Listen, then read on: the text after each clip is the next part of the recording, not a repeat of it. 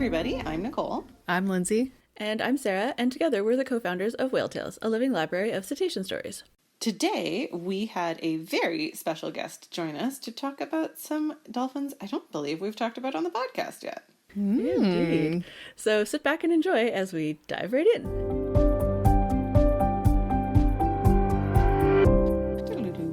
So today we are very excited to bring you a super fun conversation we had with Tom Cezimbra about Guiana dolphins. Have you ever heard of them? Nope. Tom's brief bio that he shared with us reads, I have lived in Rio de Janeiro for 25 years, and although there are dolphins on the state flag, I only saw them for the first time in 2022. I am now in the final year of my PhD, investigating how human pressures affect Guiana dolphin populations. We had such a great conversation with Tom, and we're super excited for you to listen, so let's get to it. Woo! Okay, now we're here with Tom Cezimbra, and he's here to talk to us about a new dolphin species that we know nothing about. Sorry, it's not a new dolphin species. It's a dolphin species that is new to us, and so we're pretty excited about it. We're excited to have Tom here. Tom, would you like to introduce yourself and what you do, and then we'll get more into your research. Okay, so I'm Tom. Actually, my name is Tomás, but everybody knows me as Tom. And I study the Guiana Dolphins here in Rio de Janeiro, Brazil, in two bays. Basically, I am in my final year of the PhD, so it's a bit stressful, but everything is fine. I think it's gonna work. And I'm still going to the field. I still need to collect a lot of data.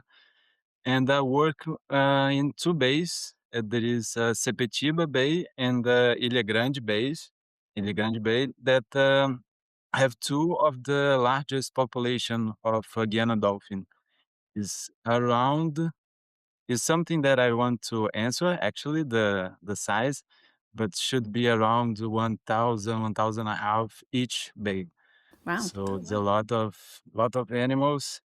And the thing with the two bays is that one of them, the Sepetiba Bay, is under heavier impacts than Ilha Grande Bay.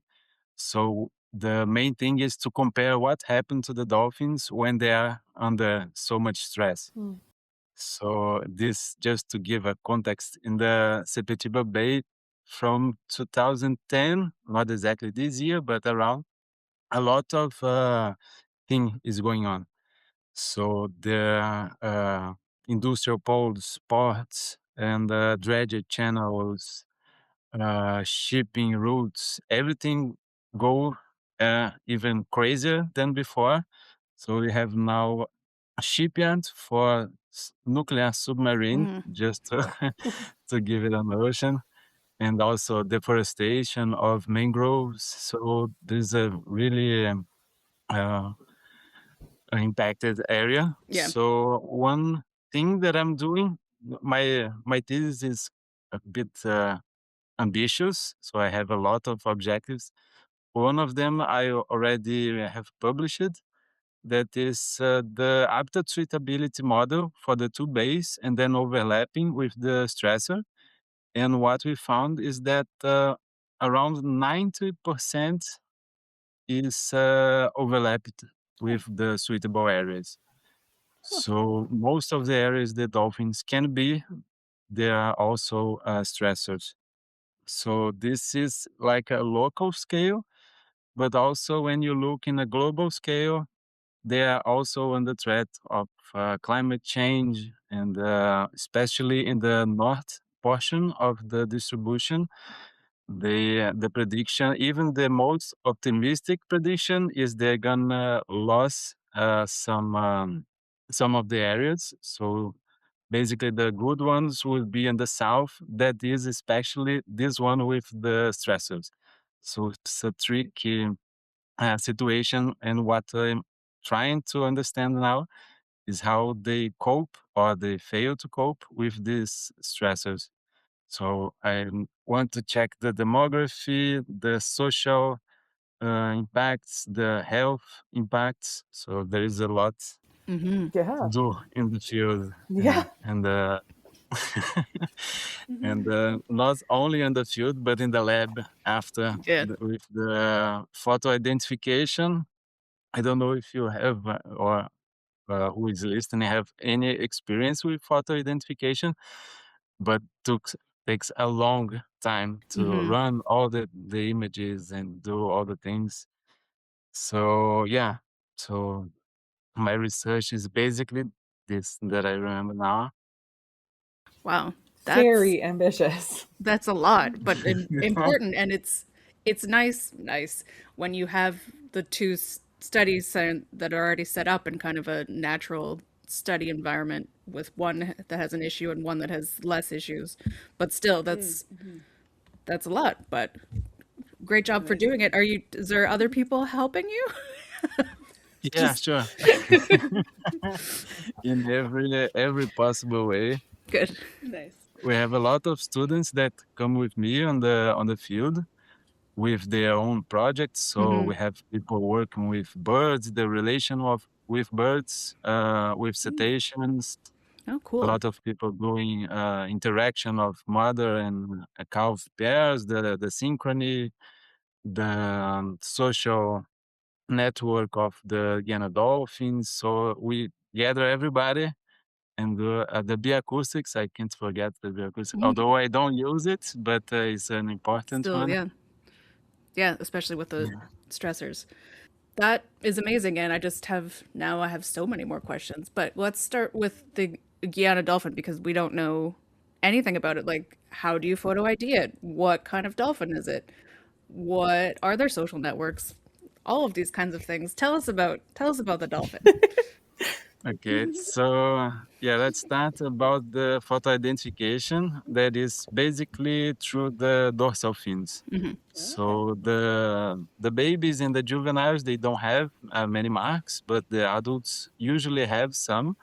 So we can take pictures on the field, and then on the computer we can compare the images. Looks simple in theory, it's Mm. simple, but in what happened is I, if I'm not mistaken, last year I got 70,000 Oh my, images. So, Oh, wow. so it's a lot, yeah. and just the raw image. So I have to find the dorsal No and check way. if it's good, Oh my check if it gosh. is marked. So yeah, we did some advance with that. So we now can automate Good. the crop. So it's going well. Not published yet, but I'm trying to write that while doing my Mm. PhD. So it's Hmm. not for now. And with the photo identification, I actually want to thank Phil Patton and Ted Cheeseman from Mm. the Happy Whale. Yay.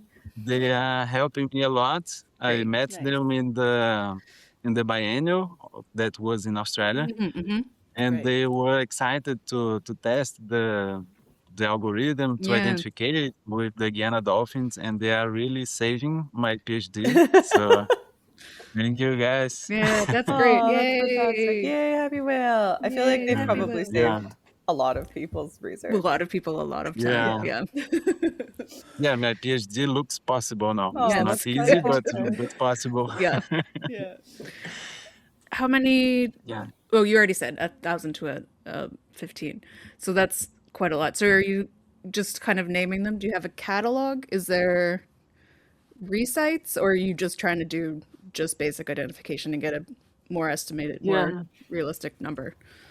Yeah, for now we are doing building a catalog. We have a previous catalog, but I'm starting a new one because as I need to do this PhD, I'm concerned about how people collect the data Mm. before. Hmm. I know I need to trust, but it's a thing, Yeah. my thing. Yeah, for sure. So yeah, we ran this catalog, and they don't have names yet. We thought about that on the field and with my advisor. But for now, we are using numbers basically, Hmm. the one, the two. Yep. So yeah, there's, but not every individual have marks. So we have, I think, around 500 in each bay or 700. I don't remember by hand. Yeah. But yeah, it's a lot of animals.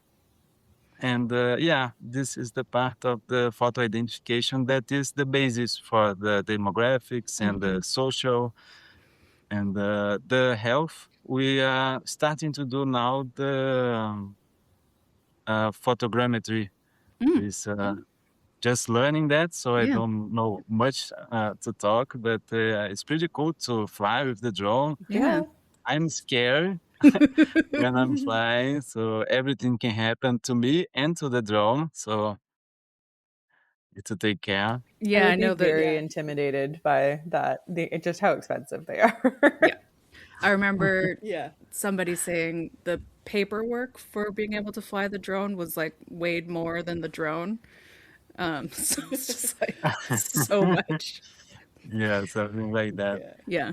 And, yes, it's hard because when you I practiced before in the land with no wind, but when I'm in the boat and the boat moves and there's Yep. a lot of wind, and on the first Yeah. time I took around 10 to 15 minutes to land the drone, and I was worried about the battery. So Yeah. yeah, Oh, so many skills you didn't expect to have to learn Yeah, as part of your exactly. work. exactly.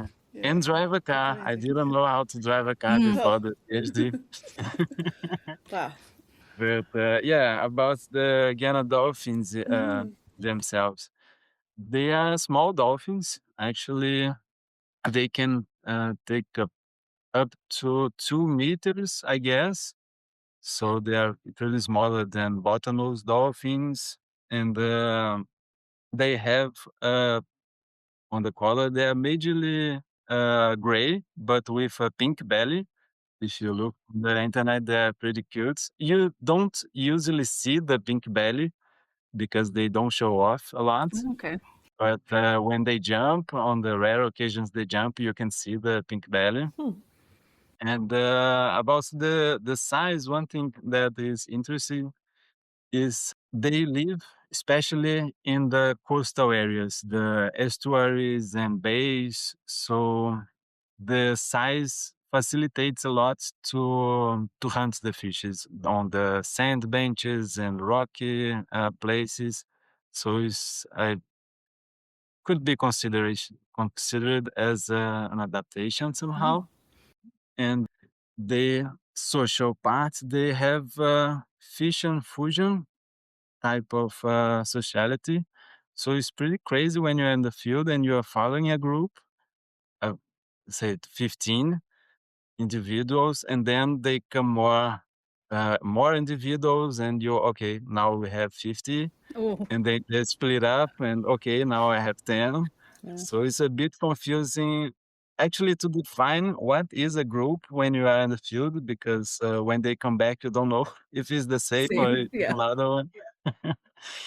And yeah, and they are quite a it's hard to say in Portuguese, but in English, probably even harder to describe their behavior. But I could say they are a bit shy. It's not they avoid when you go with a boat, but they don't care. So if you want them to go on your side, sometimes it's just stop nearby and hope they get close. So that's one of the hardest parts. So Pretend you weren't there. Yeah. They're shy, they blend in, and they keep changing the size of their groups. So that sounds like and yeah. and they don't jump they very don't jump often. very often. No. So it's a very Yeah, and yeah, the good part is that they are residents. Right. So sometimes we can know, not exactly, but we can have a good guess where they are. So it facilitates a lot. But yeah, overall, it's a tricky field work. But they are not as bad as the Franciscana dolphin, Mm. that is even smaller, even shyer. So this one is Making terrible. it extra hard. Yeah. Yeah, Indeed. Do they stay in the bay all year? the Guiana Dolphins. This one that I work, yes, but I think they can have some movements around the coast. but it's not quite common as far as I know. Okay. So they usually stand up with population inside the estuary or just really close to the coast, so they don't go Interesting. more than that. And is it just Brazil that they're around? So the coastlines of Brazil? No, they go from South Brazil to Honduras. Wow. So it's quite Latin American. Yeah. Yeah. Yeah.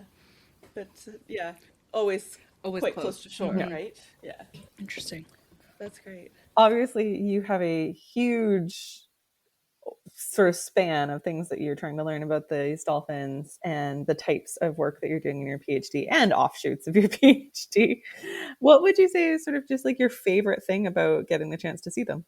Mm, I think I sometimes like to compare with people that I know from my lab Yeah. that work with other animals. So there are some people that study Brood's whale, humpback whale, and when they see Guiana dolphins, they don't care so much because the other animals they think is, I don't know, larger, more interesting.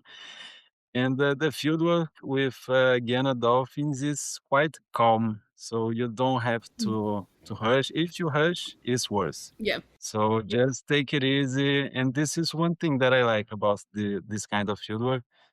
It's just how do you say, respect the time of the Yeah. animals. Yeah. Yeah. It does sound nice. Like you're just in a bay, you know that they're gonna be there, and you don't have to like rush off and like shoot a dart into a giant whale that's swimming at like who knows what speed. So that Yeah. sounds nice. I'm into that. Yeah. Yep. Yeah. And you don't have to go as far offshore, like Mm-hmm. it's more approachable to research, which I think is can make things like more approachable and hopefully in the long term like more relatable to people Mm-hmm. as you Yeah. The you know people work around, yeah. towards teaching people about the world around them. Yeah. Yeah, Um, teaching and learning actually. One thing that yeah. I also like is most of the fieldwork we do with fishermen. They Okay. are Right. piloting the boat and local fishermen that live on the area for many years.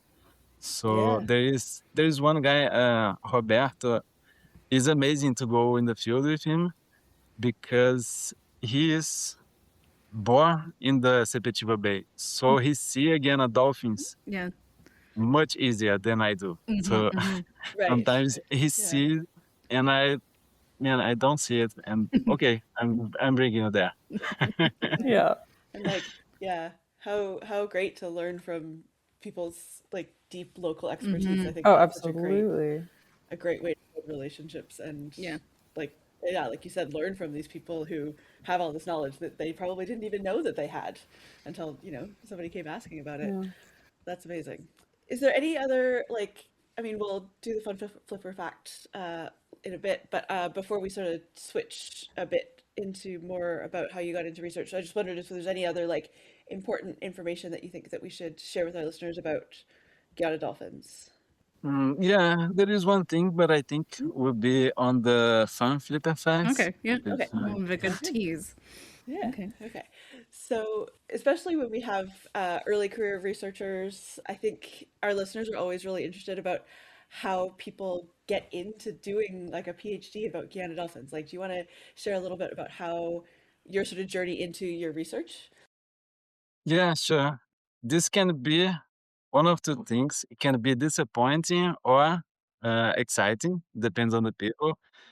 But basically, I'm here because everything everything else that I did went wrong. Oh no. So, Love this story already. so Yes. yeah, doesn't mean that I don't love the animals. I really do. But when I was 18, I tried to get into a lot of universities for different types of courses, like cinema or design or nanotechnology. I really didn't know what I want to do, and I failed most of the exams. So I spent 6 months doing design to find out that it doesn't work for me. Mm. Okay, and I confess I don't know why I took biology. maybe because something on the when I was a child or anything like that to like the animals, but I don't remember exactly. But it was a good choice for me, one of the best actually. And then I did the biology and then went to the masters with primates. Actually, I started my master with primates. So 2 years working with primates, and then 1 year I went to another city, another state in Brazil to stay as a substitute professor for 1 year. That is the duration of the contract. And after that, I was unemployed. So, okay, what I'm going to do next? And I was trying to figure it out, but it was kind of when it came the pandemics. Mm. So it narrowed a Yep. bit of my choices. And I was really worried about how could I get a job in the as a biologist. So everything showed me that it was too hard. So I started to look for other options and not not very there's not so many options like that. So I did dog walking and bird watching. I tried to guide bird Mm. watching, and then I end up in kindergarten. I Oh. Oh, was an wow. educator on a kindergarten, but I was really frustrated after some years. Not so many years, but after 2 or 3 years, that I was receiving few money and it's Mhm. not a good salary. And I was frustrated about the job. It was really demanding, like my body. So I started to question that, and then I saw a volunteer opportunity to go with. I think was a whale watching, and then I wanted, but I couldn't because I have a job that I hated. Well, I was okay. I want to do something for free, more than I want to do Yeah. my job. So yeah, maybe it's time to start to think about going back to biology because I'm poor and unhappy. So maybe I can risk the poor and happy, and maybe not poor. So Mhm. that's when I met Rodrigo Tardan, that is my advisor, and he was recently hired on the university. So he didn't have so many students by the time. So Mhm. now it's completely different. And we we get along well. So yeah, that's how it started. So it's not a romantic story, but I'm really happy right now. So Oh, it's Yeah. it's a four great years. story. Yeah. Yeah. I think it's so important. Yeah. Yeah. And I love it because we just had Elizabeth on who was like focused since she was 4 and ended up in cetacean research. And now we have Tom who had this other journey. And so it's such a great, I love talking to all of our guests about the journeys they take Yeah. because they're so different. And then, but Yeah. you can still get to where you guys are with whatever journey that takes you there. It's just, Yeah. yeah, it's really nice. Yeah, That's great. and in life happens in the Hmm. so many ways. I Yeah. Yeah. always remember. I don't know if you know the movie Francis Ha. There is a Mm. girl trying to do a lot of things, and everything goes on the other direction. Hmm. So it's kind of like that. Yeah. But Yeah. yeah, I'm really happy that I took this time to get frustrated. So I know why I am here now. Yeah. It's Yeah. completely different. Yeah. No, that's great. I think all of us can kind of relate in some fashion. I think none of us are doing what we thought we would be doing No. when we were 18. Yep. No, definitely not. Exactly. Like by any stretch of the Yeah. imagination. And So, I think yeah, it's that's so really great. valuable. I mean, obviously, this is really prescient for me because I've got young kids and trying to teach them, valuable life lessons that you hope will stick. But I think we need to hear these lessons throughout our life, not just when we're children, that like making Yeah. mistakes is okay and quote unquote failing by your own definition is okay because it teaches you something and it often opens doors you never would have thought of otherwise that can make you much happier than you thought you were going to be if you'd quote unquote succeeded. So we love your story. Yeah, it's Yeah. fantastic. No, that's really great. So just before we move into our segments, so you're in your final year of your PhD, and then what happens? Do you know? Is there people going to keep studying these dolphins? Like, where are we at with you and also with the dolphin research? Yeah, so with me, I was worried about that also. Hmm. So what happens after? And there is maybe a postdoc position that I think will be uh, will be achieved. Hmm. So I yeah, hope I'm so. relying on that for now. And about the Guiana Dolphins, this postdoc position is with Guiana Dolphins. So Okay. I'm gonna still be with them. But other than me, there is a lot of people doing their work in the same area with the same animals. So I think they'll still be monitored. And it's good because we usually need long-term data Hmm. for to understand things on a deeper way. Yeah, So absolutely. social structure, you need a lot of of data. So in 3 years, it's really hard Yeah, to collect them. yeah. Especially if they can't stay in a group. You can just tell them like, I need to understand your social structure. Stop moving around so much. Yeah, exactly. They they don't help. No. Yeah. So silly, so uncooperative. Before we continue with the rest of the episode, we want to take a moment to tell you about how you can support our podcast and everything we do at Whale Tales. You can become a patron at patreon.com/whaletales. You can join for $1 a month at the porpoise level, $5 a month at the dolphin level, or $10 a month at the whale level. And each level comes with a variety of perks, including polls, thank you postcards, access to extended interviews or extra stories guests share with us, and you can produce your own fun flipper fact segment of the pod. Plus, we have extra podcasts if you are just looking for more of our voices in your ears.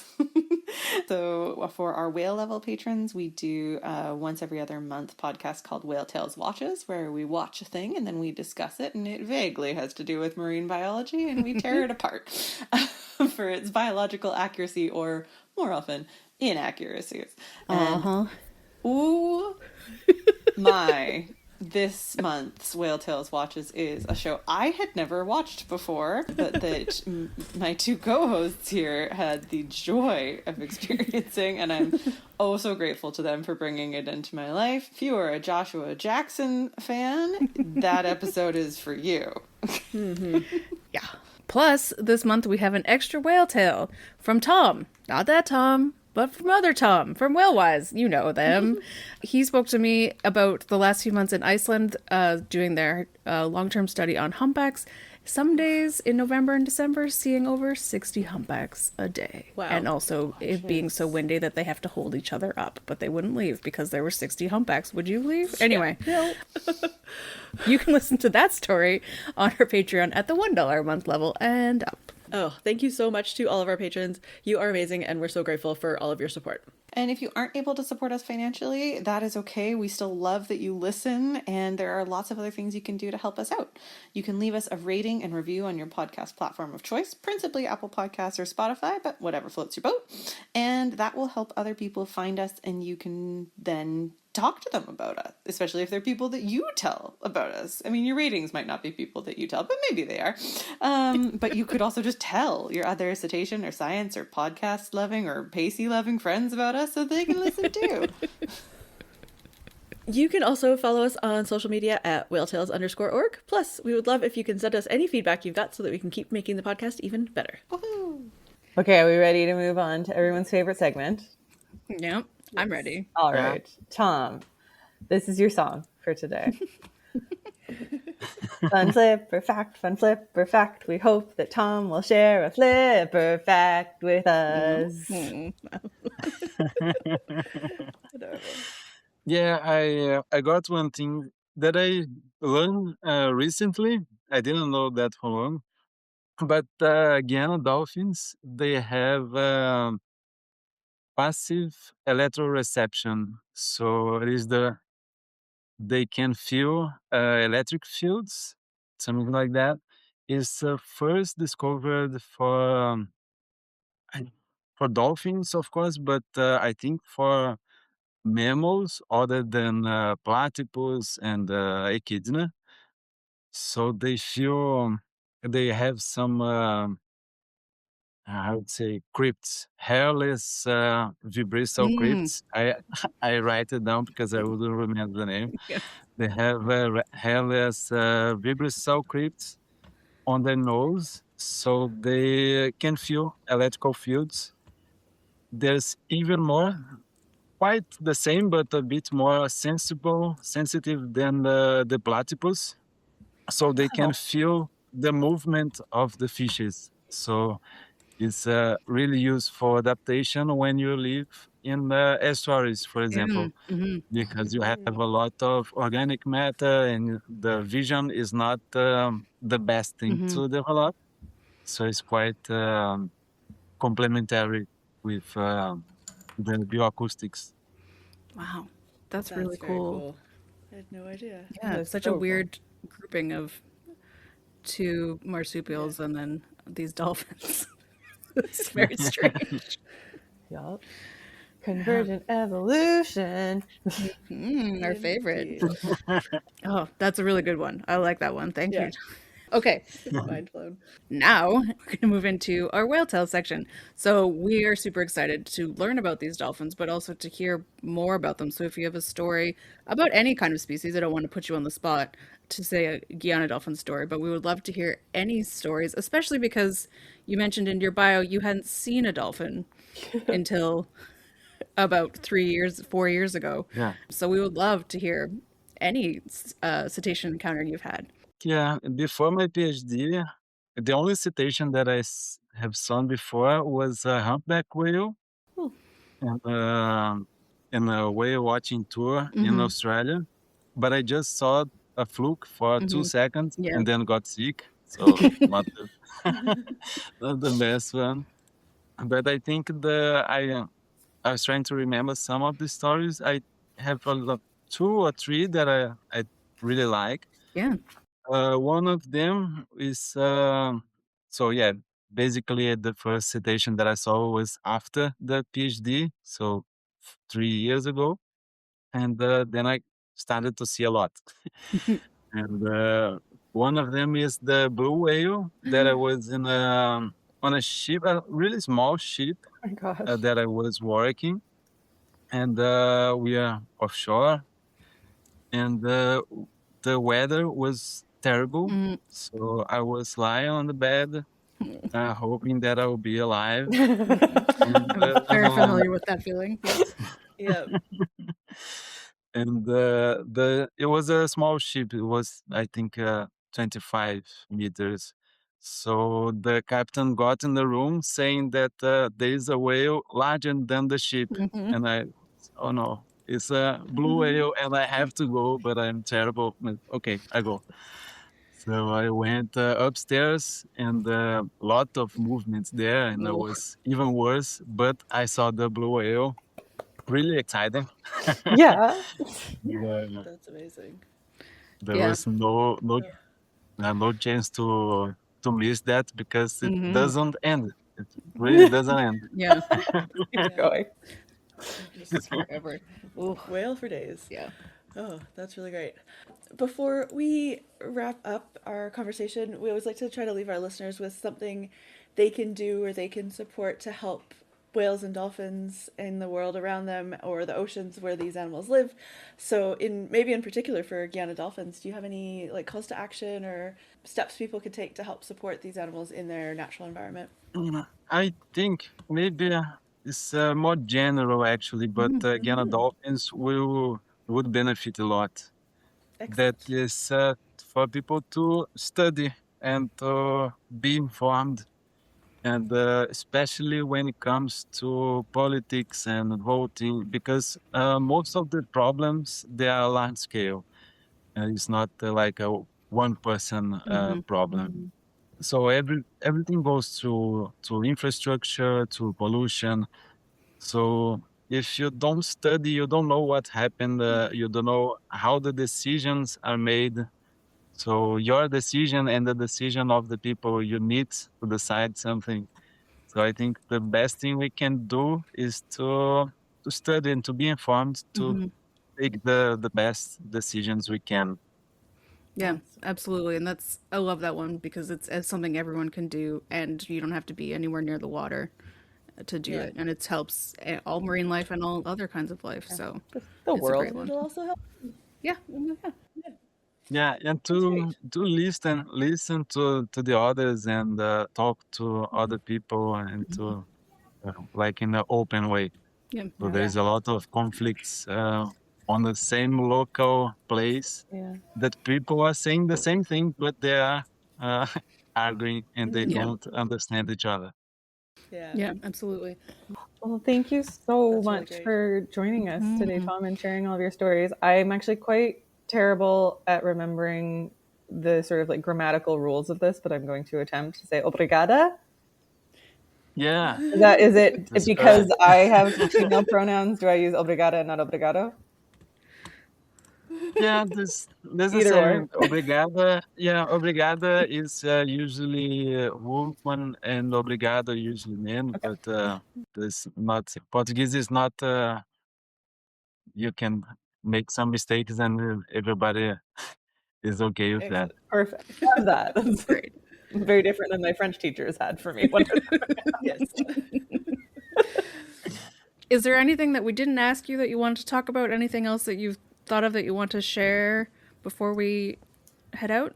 So I just want to thank you. It's not something in particular that I want to talk, but I want to thank you for now for this conversation and for the podcast with the other people that already been here. It's really great to have this space and to listen. And for me, thank you also for the other people that are listening, the people that are with me. Rodrigo, my advisor, the best one. So not just because of that, but he's a good friend. And yeah, everybody that is helping me or will help. Yeah. So yeah. Yeah. That's great. And we're so glad that we're able to talk to you. We love to learn more about new research areas and new species and all the stuff. So, yeah, this was fantastic. Well, that brings us to the end of this week's episode. We would love to hear your thoughts on this or any episode, so please visit our website, whale-tales.org, and find links to all of our social media handles so that you can drop us a line. You can also head to our website to subscribe to the podcast, learn about supporting us and becoming a patron, and check out over 1,600 whale, dolphin, and porpoise stories. That's whale-tales.org, tales like the stories, not tales like the animal. You can find Tom on Instagram at tom.cezimbra, which is Cezimbra, or on Blue Sky at Guiana Dolphin on Blue Sky. Guiana is spelled Guiana. And if you've seen a cetacean, whether it's a Guiana dolphin or not, we would love to add your story to our library. You can click the share link on the website, you can contact us on social media at whaletales_org, or you can email us a voice memo and tell us all about your incredible cetacean encounter. Finally, we want to acknowledge that we recorded today's episode on the unceded territories of the Coast Salish peoples and the Musqueam, Squamish, Tsleil-Waututh, Chianu, and Sauk nations. Tom joined us from Rio de Janeiro, Brazil. Thanks, everyone, and have a whaley great day.